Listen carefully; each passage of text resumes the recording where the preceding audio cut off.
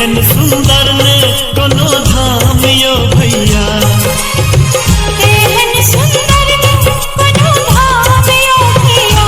सबसे पावन एही धरती पर मिथिला धाम यो भैया, सबसे पावन एही धरती पर मिथिला धाम यो भैया। एहन सुंदर ने कोनो धाम यो भैया, एहन सुंदर ने कोनो धाम यो भैया।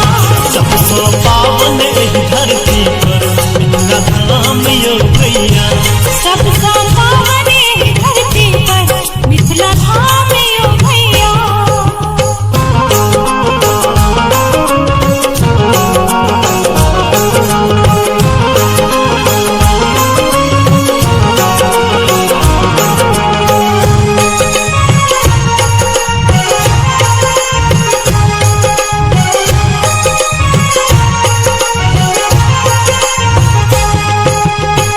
देश राजा जनक के सीता के अंगनाय, विद्यापति के आंगन शंकर बनेला उगनाय।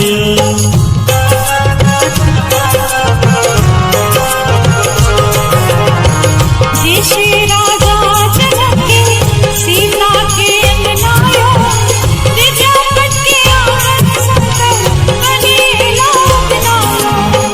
मर्यादा पुरुषोत्तम पाहुन राम यो भैया, मर्यादा पुरुषोत्तम पाहुन राम यो भैया। सबसे पावन एही धरती पर मिथिला धाम यो भैया, सबसे पावन एही धरती पर मिथिला धाम यो भैया।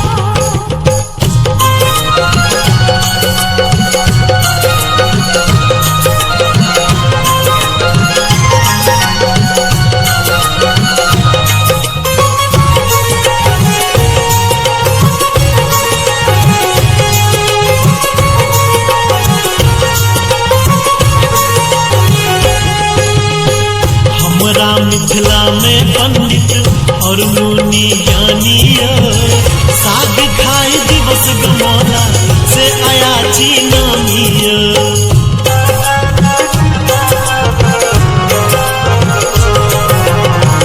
हमरा मिथिला में पंडित और मुनि ज्ञानी, साग खाए दिवस गमौला से अयाची नामी।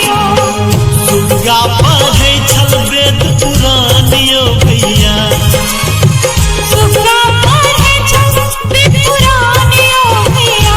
सबसे पावन एही धरती पर मिथिला धाम यो भैया, सबसे पावन एही धरती पर मिथिला धाम यो भैया।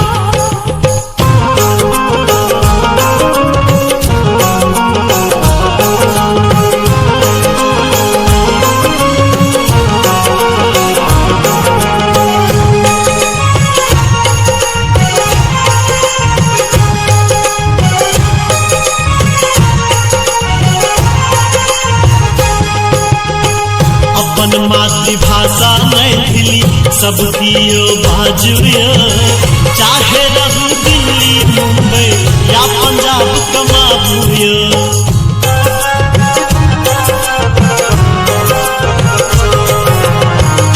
अपन मातृभाषा मैथिली सबकी ओ बाजुयो, चाहे रहो दिल्ली मुंबई या पंजाब कमाबुयो। मिठ बोल मैथिली पहचानियो भैया, मीठे बोल मैथिली पहचानियो भैया। सबसे पावन एही धरती पर मिथिला धाम यो भैया, सबसे पावन एही धरती पर मिथिला धाम यो भैया।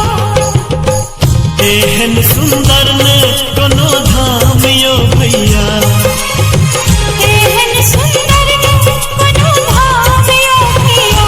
सबसे पावन एही धरती पर मिथिला धाम यो भैया, सबसे पावन एही धरती पर मिथिला धाम यो भैया। एहन सुंदर ने कोनो धाम यो भैया, एहन सुंदर ने कोनो धाम यो भैया। सबसे पावन एही धरती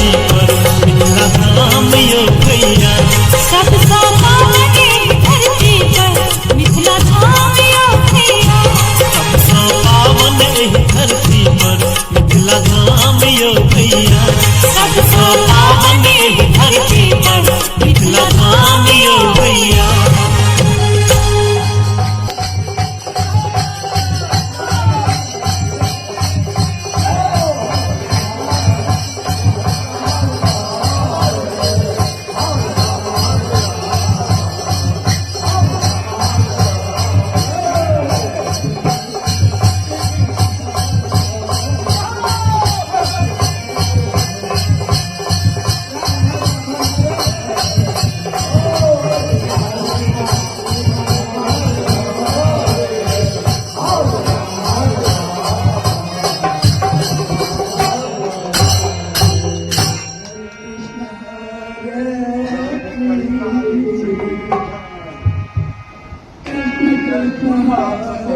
Thank you.